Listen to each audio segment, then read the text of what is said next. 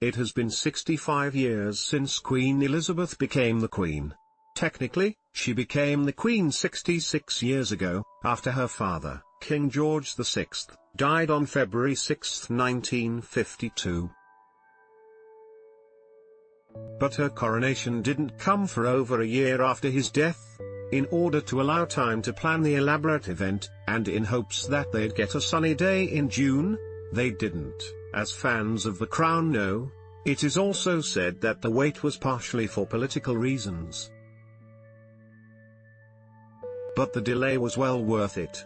The jewel-studded occasion was attended by 8,000 guests, which included heads of state, including then Prime Minister Winston Churchill, and representatives from the royal families of Sweden, Japan, Denmark and more. In total, 129 countries were represented.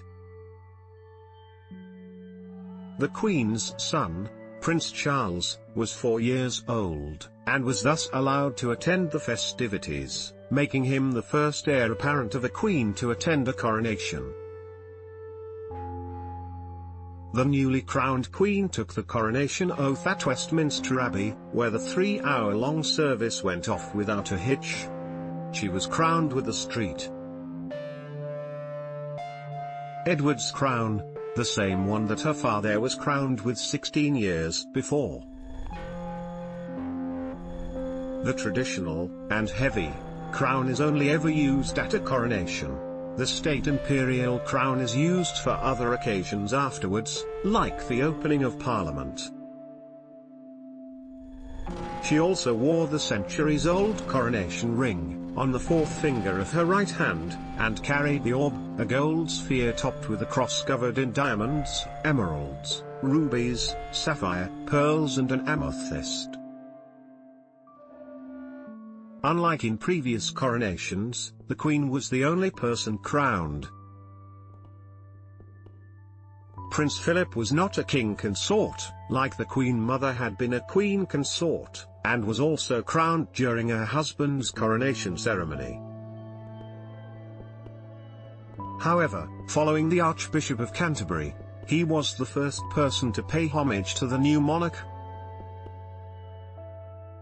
3 million more lined the streets of London to catch a glimpse of the new monarch riding from the Abbey back to Buckingham Palace.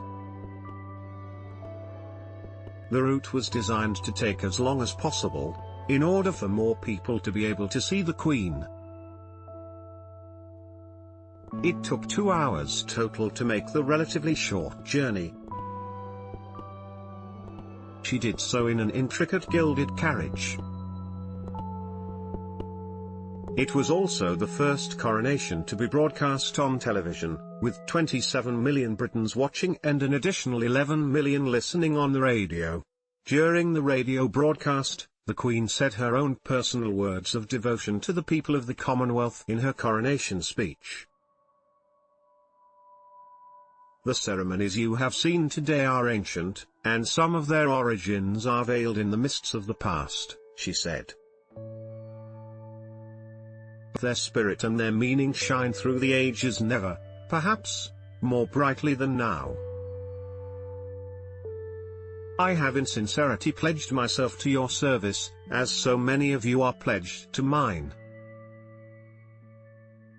Throughout all my life and with all my heart I shall strive to be worthy of your trust. The day ended with the traditional appearance of the royal family on the balcony of Buckingham Palace. A Royal Air Force fly-past flew over them all, despite the rain clouds. And after the sun went down, fireworks lit up the London sky over the Thames.